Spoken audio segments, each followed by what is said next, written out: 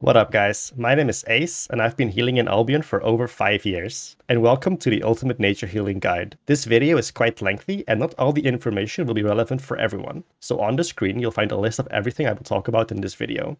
You can skip ahead to any of the sections that are relevant to you. The timestamps will also be in the description below to make it easier to click on. In the past, I've made 2 other guides going over some basic healing things. However, I want to have all the information in one comprehensive guide, so I will go over all that information again in this video. If after this video you have any more questions about healing, feel free to leave a comment below and I will do my best to answer it as soon as possible. If you want a more immediate response, stop by on Twitch. I'm always ready to answer any question you've got there. But without further ado, let's get into the queues. Nature staffs have 3 different queues, but for the purpose of this video we will be ignoring the damaging ability that nature offers, as they are only really used when doing solo content. For queues we have the option to choose between Rejuvenation and Rejuvenating Flower. Rejuvenation is pretty straightforward. You put 1 stack of Rejuvenation on your targeted ally, healing them for a small amount every second for 8 seconds. Every second for 8 seconds sounds like it would heal for 8 ticks. However, the first tick happens immediately, meaning you actually heal for 9 ticks. You can stack this effect up to 3 times. Every time you apply another stack, the duration refreshes. This will be important for later. Pressing Q on a target that already has 3 stacks will remove all of the stacks and refund a big portion of the energy spent. Rejuvenating Flower is the other healing Q. You put a flower on the ground. Every 2 seconds the flower blossoms a further stage, up to 2 times. When you or an ally walks over the flower, everyone in a 5-meter radius will gain a small burst heal and rejuvenating stacks depending on which stage the blossoming is at. The rejuvenation stacks work the same as the other Q. On paper this Q sounds really good, 1 Q to give people 3 stacks and a burst heal. However, after testing this Q, I found this Q to be very unreliable. Not only do you have to place them correctly, your teammates need to let them grow, and actually pick them up when they need them. Keep Pick stacks, them up, keep I stacks have on no left food magic. cooldown. Keep stacks, keep stacks, keep stacks. Yep. You picked it up for Johnny, man, you're trolling. Oh, I don't have boost for his next toy, but wait, this guy make a knife. Kill him, kill him. Nice, Flynn. Yep. Pick up a flower Okay. battle, man. Hello? It places a lot of the skill of playing a healer into your teammates' hands, which I think is not worth the potential reward. In almost every scenario, I would recommend using Rejuvenation over Rejuvenating Flower. Only in massive CVZs you might consider using the flower. Nature staffs have access to 4 Ws that help with healing. These are Revitalize, Protection of Nature, Cleanse Heal, and Rejuvenating Breeze. Revitalize should only be used in solo content or when doing PvE content. It has too many drawbacks for it to be used in PvP. It makes you stationary, drains your energy extremely fast, gets a lower duration when you get hit, is interruptible, and the heal is single target. Protection of Nature gives your targeted ally a resistance bonus, while also increasing their healing received by 35% for 6 seconds. It also applies a small burst heal. This W can make one of your allies incredibly tanky. However, due to it being a single target ability, it's not advised to use this in a group with more than 6 people. Cleanse Heal heals up to 5 allies in a 4-meter radius, depending on how many Q stacks they have on them, while also cleansing crowd control effects and debuffs from those 5 allies. It also removes 1 stack of rejuvenation from all targets hit. This last part might sound pretty annoying, however, it is the opposite. It's an incredibly powerful tool that can help you heal a lot better. For example, if I have 3 rejuvenation stacks on me that are about to run out, if I then cleanse heal myself, I will go back down to 2 stacks. If I now Q myself, I will go back up to 3 stacks for 8 more seconds. Rejuvenating Breeze gives an ally a massive boost to resistances for 2 seconds, while spreading their amount of rejuvenating stacks to up to 10 allies in a 15-meter radius. This ability works in a bit of a weird way. The stack spreading will always happen to the 10 closest allies. However, the person that this ability is cast on counts as one of those allies. So in reality, it's the original target plus 9. It however also gives the original target the spread stacks, meaning that if your target has 2 stacks, and then you press Breeze on them, your main target will go up to 3 stacks, while 9 other allies around will go up to 2 stacks. A lot of players use this ability wrong in my opinion.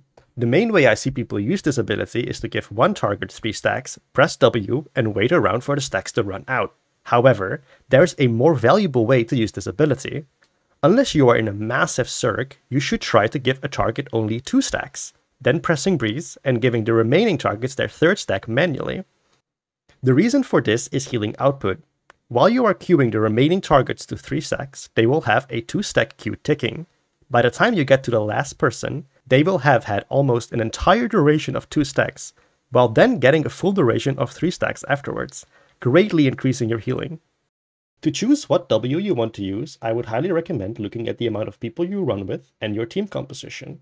A rough guideline would be to use Protection of Nature in a group of 2 to 6 players that don't need a cleanse. You use Cleanse Heal in a group up to any size that really needs a cleanse. You run Rejuvenating Breeze in a group that is larger than 7 and that doesn't need a cleanse. The nature passives are the difference between a good and an amazing nature player. But first, let's talk about all of them. First off, we have Adrenaline-Driven Charity. I will be mentioning this passive a lot in this video, so instead of saying Adrenaline-Driven Charity every time, I will refer to it as ADC. This passive gives you a 20% healing cast bonus for 3 seconds after casting 4 spells. The next passive is Energetic, which restores a small amount of energy every auto attack.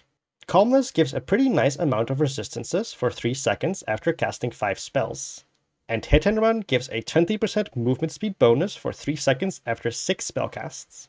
Energetic is pretty awful for a healer to have. Auto-attacking as a healer is actually a negative thing and should never be done. If you want to find out why, watch the video I made about focus fire protection, as it goes exactly over why you should never auto-attack as a healer or a support. In short, auto-attacking as a support or a healer makes your DPS do less damage to the target. The energy this passive gives back is pretty low anyway. This should only be used if you are playing solo and desperately need some energy. Hit and Run needs an insane 6 spells to work and simply isn't worth the huge amount of casts. The speed is mediocre and it procs way too little for it to be relevant in any way. I would never pick this passive. Calmness is what I see a lot of healers use, and I completely understand it. The resistances are nice and can save you. The issue with this passive is twofold. First off, the resistances are somewhat random. You simply can't have this passive up every time you need it. Not casting abilities to make sure you have it when you need it isn't really an option. Problem number 2 is the fact that Adrenaline-Driven Charity exists. Speaking of, let's talk about the most broken passive in this game, and my favorite thing to talk about, Adrenaline-Driven Charity.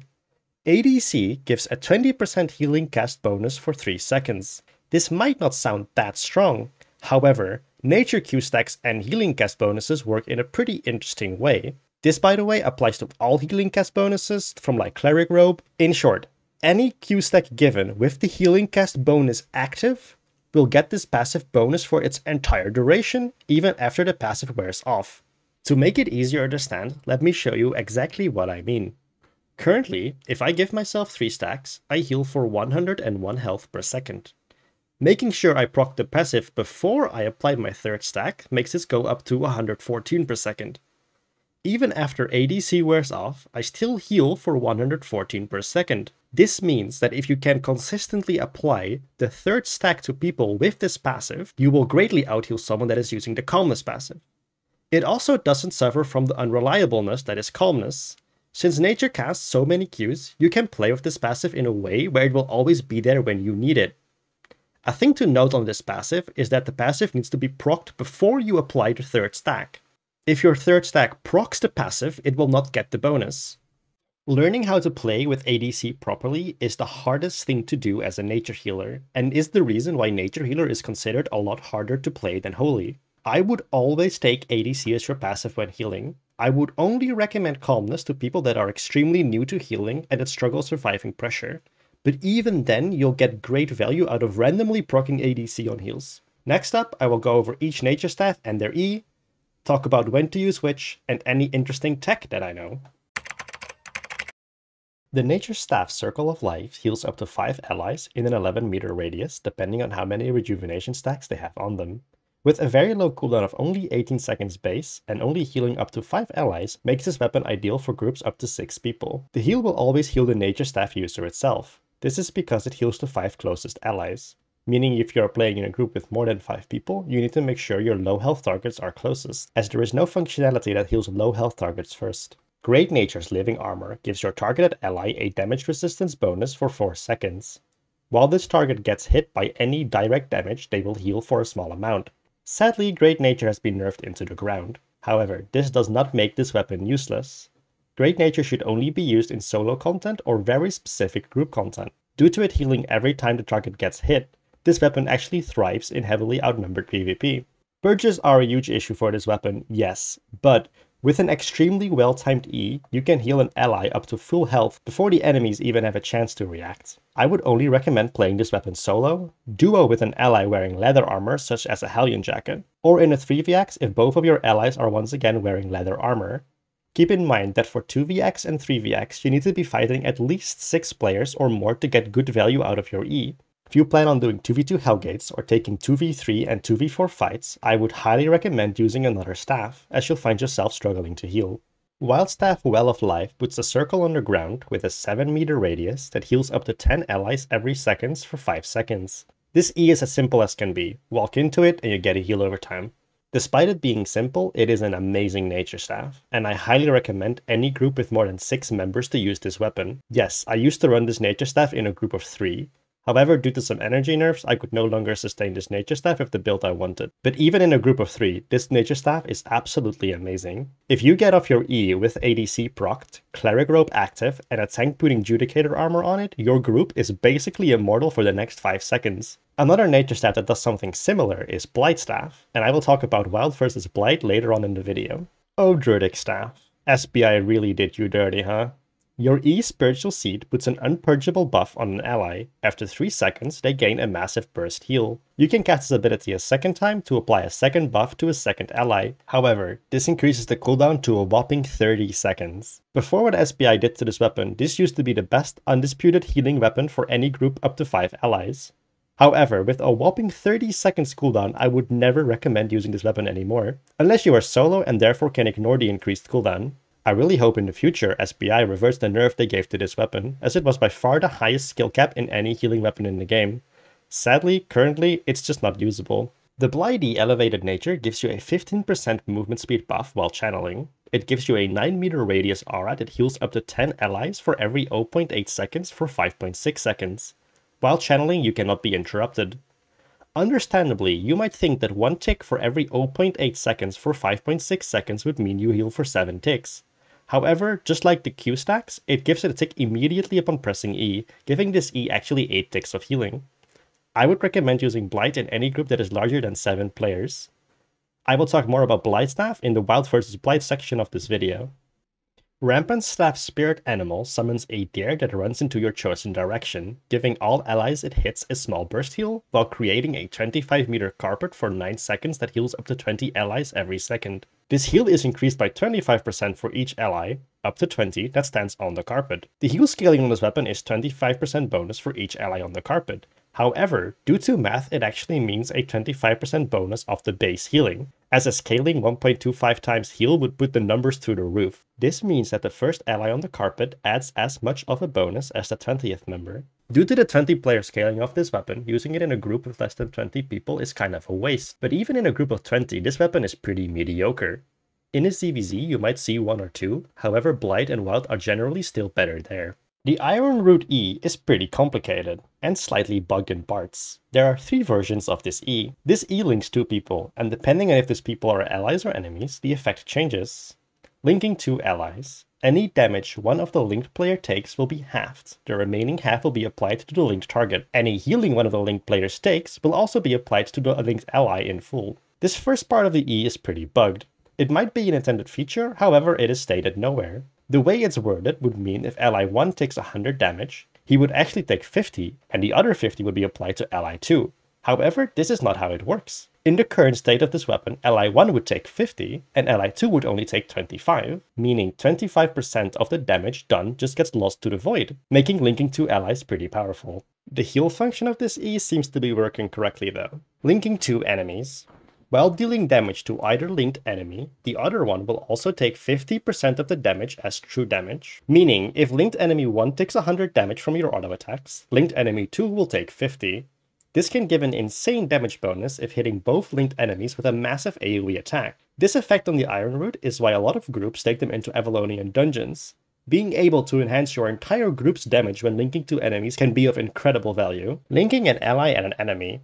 The linked ally will receive 30% of the healing that the enemy receives, and the linked enemy will receive 10% of the damage the ally takes. The heal is a transfer, not a steal. So if the enemy gets heals for 100, you heal for 30. You don't steal 30 from the enemy. This nature staff is confusing to say the very least.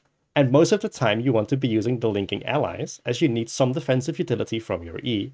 Using a Graveguard helmet while linking two allies is incredibly powerful, basically doubling your healing output. However, this combo has a very lengthy cooldown. This staff should only really be used for 2v2 content. As for any other content, it lacks the healing that other nature staffs can provide. We often get the question on whether Holy could replace nature in our 4vx comp, and my answer is always no. There are of course some team comps where Holy is good or even better than nature. If you are running a group with multiple healers, having a mix of both is always a good idea, as they can cover for each other's weaknesses. However, if you're running a group with only one healer, you have to make a choice between the two. Both have their pros and cons. A general rule should be that if you're playing a kite and clap comp, like permafrost and carving, running a nature healer is always better, as those kind of groups have to be mobile in kiting, and Holy just doesn't offer that, as they have to constantly stand still to press Q. If however you are playing a more brawly all-in comp, where you as a team will hold your ground, a Holy might be better suited to keeping everyone alive. Another way to look at nature versus Holy is predictive versus reactive healing. What I mean with this is fairly simple.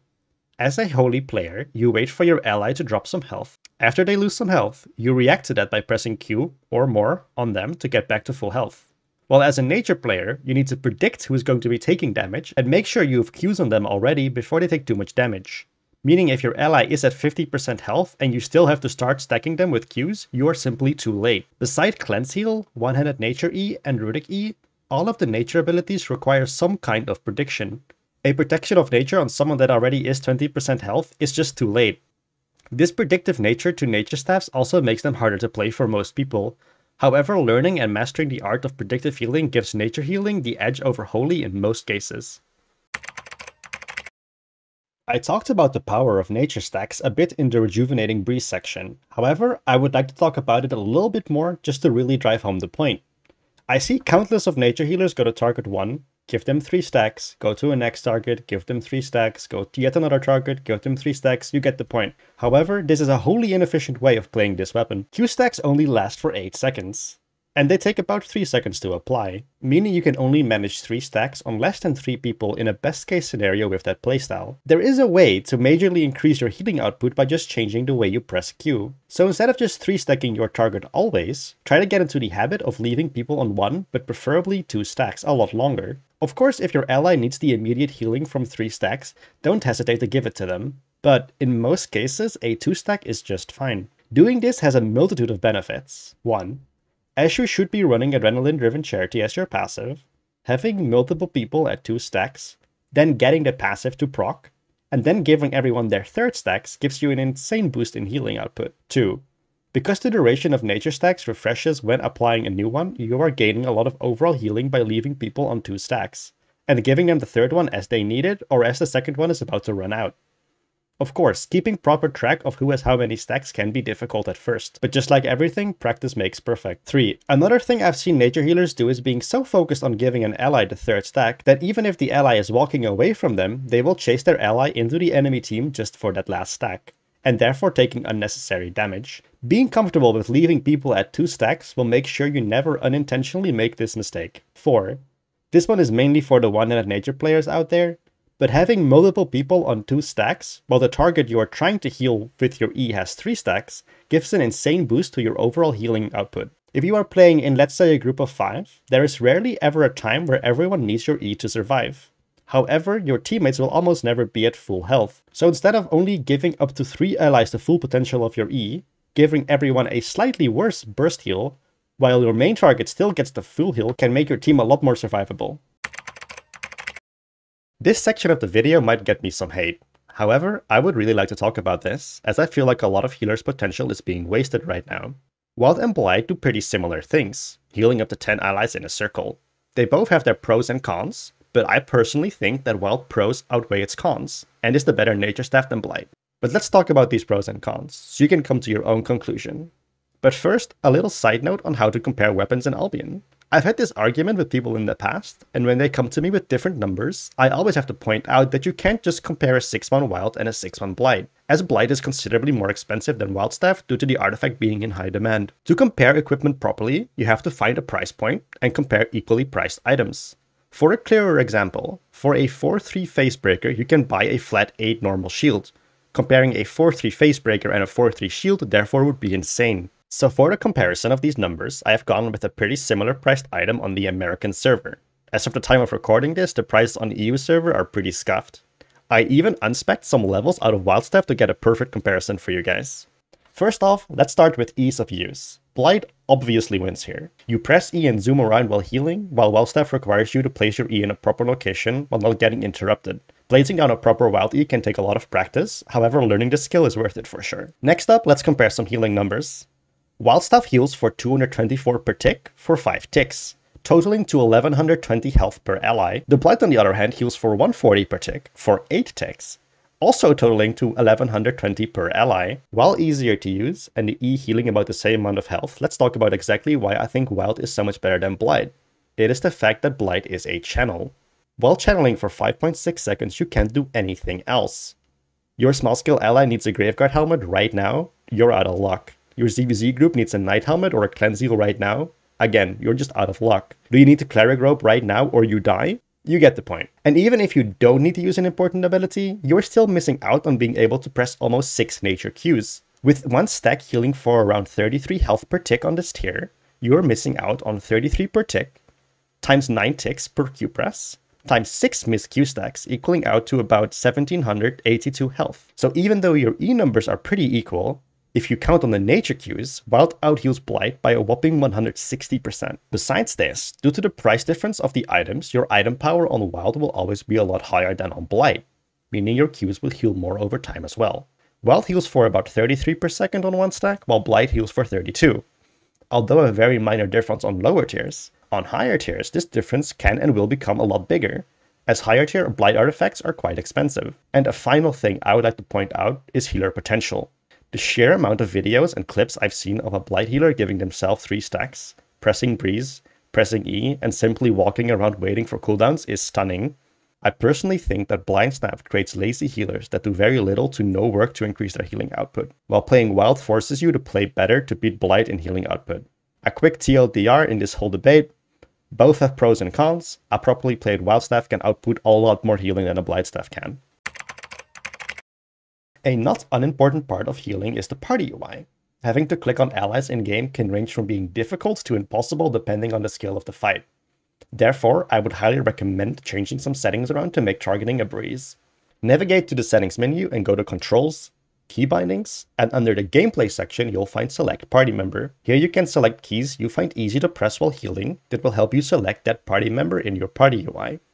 Personally, I always have the same people/role on the same number on my keyboard, meaning I can heal them without thinking. In the interface section, I would also highly recommend turning off the Sort Party Member by Role option, so you can choose exactly who is in what hotkey on your party. In the action bar section, you will also find which buttons are used to target yourself. I find the Alt plus key very natural and comfortable. However, feel free to change this if you see fit. Under the category controls, in the general section, I would also recommend changing your settings in a way where you won't auto-attack whenever you click on an enemy. This makes it easier to inspect enemies without wasting your time auto-attacking. As auto-attacking reduces your team's damage and has a short animation, you can either change your mouse control scheme to RTS-like controls or check the double press to attack box. When doing ZVZs with a not-so-good PC, you can always turn off enemy health bars, as they aren't as relevant to you as your allies' health bars. You can find the settings for this in the interface under the name tag section. I can't go over every single healer build in the game, as that would take hours. However, there are plenty of items that are noteworthy on why they are so good and used by almost everyone. First, let's talk about offhands. For one-handed nature, Druidic, and Iron Staff, one of the most commonly used offhands is Mistcaller. This offhand gives a boost to cooldown reduction and helps with getting your abilities back up faster. Some other noteworthy offhands I would recommend trying are Eye of Secrets. This offhand alone solves almost all of your energy issues. Normal Shield and Sarcophagus are also solid options if you're looking to be more tanky and you don't need more energy or cooldown reduction. Please do not use Astral Aegis. I still see people falling for this poorly worded shield. A negative energy cost reduction actually means an energy cost increase, So while using this offhand, your energy will be almost impossible to sustain. For capes, I would almost always use a Limhurst cape. Unless you have a teammate sorting out your energy, then a Martlock cape would be pretty solid. For potions, I would almost always choose resistance potions. Unless you desperately need energy, then you can use an energy potions. Since we are talking about potions, allow me to go on a bit of a tangent about Gigantify potions. In a ZVZ, these are often better than resistance potions due to their forced movement immunity. However, in smaller groups, you should never use these, as effectively they cut your healing taken by 50%. Let me explain. For this example, let's say you have 2000 maximum health, and you are currently at 1000 health. You use a Gigantify potion, and you now go to 2000 out of 4000 health. As a Gig potion gives you a bonus of 100% to current and maximum health. I actually know it's like 119%, but for this example, let's keep it easy and say it's 100%. So you are now at 2000 out of 4000 health, and now your healer heals you for 1000. You now go to 3000 out of 4000 health. Now when your Gigantify potion ends, you lose 50% current and max health again. So you go back down to 2000 maximum health, while your current health drops down to 1500. So while your healer did output 1000 hit points, effectively after the potion ended, you only gained 500 of that. Now of course, in a big group or ZVZ, this doesn't really matter all that much, as you have so many healers that can make up for that loss. In a small group, however, this effectively makes Gigantify potions not usable, and it's always better to use resistance potions instead. For helmets, you have quite a few good options. For ultra small scale, you have the nature staple Graveguard helmet. You sacrificed 15% of your own health to heal an ally 25% of theirs. This 15% can be negated with a shield from something like a Brazilian cape or an arcane Q, or the cleric robe active. The 25% heal on your ally actually gets all the healing bonuses you have. So in an ideal situation, this can heal up to 2500 health to an ally. If you don't need the Graveguard helmet, you can also use its collar cowl to fix all of your energy issues, as this ability gives you energy every time you take damage. For bigger skill content, there are always the options such as Knight Helmet, any hood with Cleanse, Assassin hood for faster cooldowns, or Soldier Helmet or Cleric Cowl for a defensive. As a healer, you mainly want to be using cloth robes to get the healing bonus. In very specific situations, you can use leather jackets. Using plate armor is a meme and should never be considered seriously. The most commonly used robe is Cleric Robe, as it gives you an on-demand invulnerability shield for 3 seconds, while also increasing your healing done by 20%. This boost can be incredibly helpful to cast Graveguard Helmet, for example, as the Graveguard Helmet becomes free, while also giving a 20% heal bonus. Or you can also just cast an E with a 20% heal bonus. Phasecale Robe is pretty solid, the Fire Circle can help your team kite, and the Lightning buff can stop enemy DPS in their tracks. Robe of Purity can be incredible to knock away annoying melees that are on you, or help your ally by interrupting and knocking back DPS that are trying to kill them. For shoes, you almost always want a blink in my opinion. Being able to blink out of incoming air compressors or Hodgies is incredibly powerful, so Cleric Sandals, Mage Sandals, or Stalker shoes are all pretty solid options. I personally prefer Stalker the most right now, as it gives a healing bonus while also proccing your passive twice. You can of course also use Mercenary Boots to break free out of incoming CC. If you are fighting smaller numbers like 2v2 Hellgates or Mist, I'd recommend using any shoe with Refreshing Sprint. If you guys would like to see more in-depth healer builds, I have 2 videos online right now that go about my 2 most used healer builds. If you guys are interested in any more healer builds, make sure to let me know in the comments and I'll get on to making those. Sadly, positioning isn't something you can learn from a video. It is a constant learning process. I could say you should be in your allies' backline and not stack with your allies, but in all honesty, it doesn't help you all that much. Every fight is different, and learning to adapt to any given situation is very important. However, I can give you some tips to improve at this faster. I would highly recommend setting up some kind of recording software, be it full recording sessions or a Shadowplay feature where you can record the last 5 minutes. Recording all fights, both wins and losses, can help you understand what you did good and bad. Going over these fights at a later time gives you a better idea of what went wrong, as in the heat of the moment it can be pretty hard to understand sometimes. As someone who's been healing for over 5 years now, I still very often go back to my previous fights and try to point out exactly what I did wrong, so I can make sure it doesn't happen again the next time. Recording your gameplay, whether you're a healer or not, is the single fastest way of getting better at the game. You can obviously also do group VOD reviews, as other people might notice some things you might not. If you have no one that wants to do VOD reviews and can't figure out exactly what you did wrong in any given fight, feel free to drop me a DM on Discord via the community Discord, link will be in the description. As it's impossible to learn positioning from a video like this, in the near future, I'd love to start a series called Heal Review, where I watch your guys' healing clips. And I'll try to do my best to point out exactly what you did perfectly and what might need some work, as an educational source for all healers out there. So if I can get enough clips from you guys, I can finally make that series a reality. These clips can of course be some of your biggest blunders, but also while you're healing like a god. Both extremes are useful when it comes to learning for everyone. Of course, I will also use some of my own clips and critique myself harshly. Thank you guys so much for watching this video, and I hope I was of help to some of you. If there are any questions, critiques, or suggestions, feel free to put them in the comments below. Also, a big sorry for the lack of Wednesday uploads recently, but I've been working on this video, and it has taken me quite some time to finish this beast. Between the script being quite long, getting all the footage, having a concussion, work, and my crippling Elder Scrolls Online addiction, it took me about 4 weeks to finish this one. I will try my best to get more Wednesday videos out there though. See you all in the next one.